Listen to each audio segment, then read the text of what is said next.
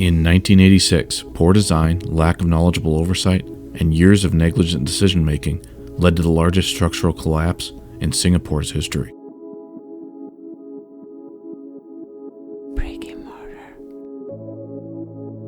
When we think of aesthetically inviting structures, hotels, and other such buildings in bustling city areas that offer modern accommodations like climate control, luxurious newly renovated rooms, dance floors, restaurants, and other such amenities, it's not often we put much thought into whether the structure has been designed to support itself, renovations, new additions, and overall load. These are simply factors we take for granted, and in taking this for granted, by default we are putting 100% of our faith in those who designed, built, and maintain any structures we enter.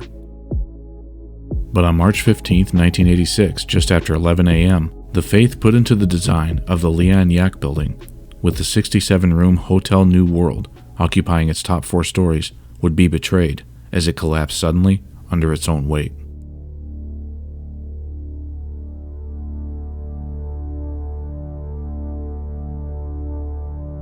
When the building collapsed, the scene was chaotic. Roads leading to the site were impassable due to onlookers and media gathered to witness the rescue. Across the street at the Eagle Piano Company, a base of operations was established to act as a command post for police and other rescue officials. The nearby Serangoon Plaza was also used as a rallying and meeting point for newly formed committees that would collect and disseminate information and updates, help gather and provide supplies and equipment, while managing logistics and coordinating voluntary efforts to aid in the rescue. In addition to a temporary mortuary established nearby as well, the neighboring public soccer field was used as a landing site for helicopters airlifting victims to hospitals. All of this happening within the first day, and high-ranking government officials also arrived that afternoon. With over 500 rescue personnel now involved from the combined efforts of the Singapore Fire Service, Police Force, Civil Defense Force, Armed Forces, volunteers, and teams of foreign experts, the greatest challenges were still to come. The chaos and lack of access to the site were proving to be major setbacks. Exacerbating this was the fact that many well-meaning, eager rescuers were not trained nor properly equipped for such tasks. Efforts to recover victims atop the rubble were proving ineffective, as the collapsed structure was very precarious and prone to shifting and further collapse. It became clear early on different tactics were needed. Coincidentally, only a kilometer away, construction had been ongoing on Singapore's new MRT, or Mass Rapid Transit subway tunnels. This tunneling operation included teams of experts from Ireland, Britain, and Japan. Coordination between the tunnelers and rescuers meant that once equipment was in place, tunneling to the survivors with ultra-high pressure water, the blasting of which worked its way through the concrete without causing vibrations, led them to recovering almost immediately 9 survivors and 1 body before the first day was over. With these experts on site, combined with more crucial equipment finally arriving like heavy cranes, life detection, and infrared imaging devices, rescue and recovery efforts could commence more effectively.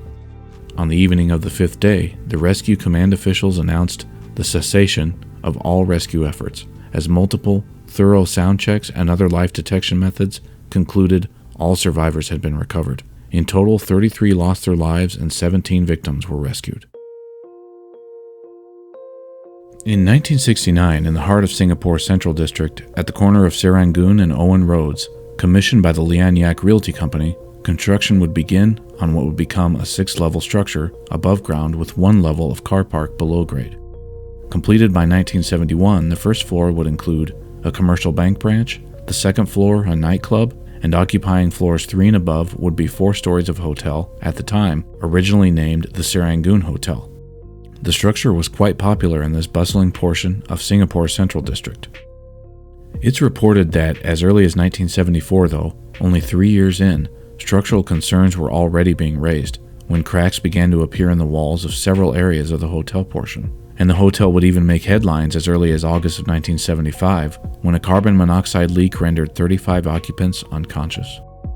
The then titled New Serangoon Hotel would take on the new name of Hotel New World in roughly 1984. Throughout the life of the hotel, many additions and renovations were undertaken. A massive reinforced safe added to the bank branch in the first floor, putting stress on the below-ground columns in the car park. In the 70s, air conditioning blocks added on the roof in addition to the HVAC system already present in the building. In the early 80s, a renovation to the entire exterior facade, adding a massive amount of ceramic tiling that was meant to improve upon the appearance of the building. This added a reported 50-plus tons alone. And in the year of the collapse, 1986, it's reported yet another massive air conditioning unit was added atop the structure, in an effort to aid in cooling the building during those hot Singapore summers. Live load was now over 100 tons more than the building was originally designed for, and investigators were sure they'd found their culprits. However, the miscalculations went even deeper than this. After an exhaustive investigation ruled out the possibility of an explosion, and even the possibility of subway tunneling that was taking place a kilometer away, it wasn't until digging into the original prints and plans for the building that they would begin to unearth the damning evidence well hidden for all those years. Investigators and experts in the field were appalled by what they finally found. It's reported they eventually discovered dead load factors were completely absent from the original engineering designs. Dead load being the weight of the structure itself that all supports must bear, walls, flooring, framing, and live load being the weight of occupants, furnishings, climate control systems, anything that can vary over time, and these loads must all be calculated together, so dead load plus live load estimates must be what the structure can safely handle. The gross, unchecked negligence to allow for such miscalculations was apparent now, and the stresses this would have placed such shoddy load-bearing columns under meant this collapse was inevitable. It was merely accelerated by renovations and additions throughout the building's life. In addition to extremely weak columns to begin with, cracks and crumbling portions of concrete over the years would receive only superficial maintenance at best. In 1974 through 78, cracks would show in the walls of hotel sections. Starting in 1980, cracks found in columns on the nightclub level that would persist and worsen for years. In 1983, cracks began to warp parts of the floor and walking areas of the nightclub.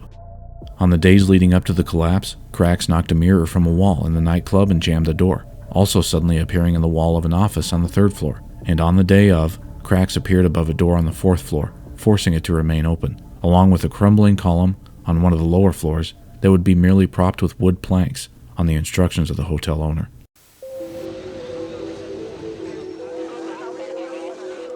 Two key witnesses involved in the development of the building originally, during the investigation, placed the blame heavily on Mr. Eng Kong Lim, managing director of the Leon Yak Realty Company. However, Mr. Eng was among those who perished in the collapse. One crucial witness and suspect in the investigation, a quote, architect's draftsman, Leong Shui Lung, worked very closely with Mr. Eng in making the Leon Yak building a reality. Mr. Leong would be one of the breakthroughs they needed in uncovering what truly happened behind the scenes to make such egregious decision-making take place over such a long period of time.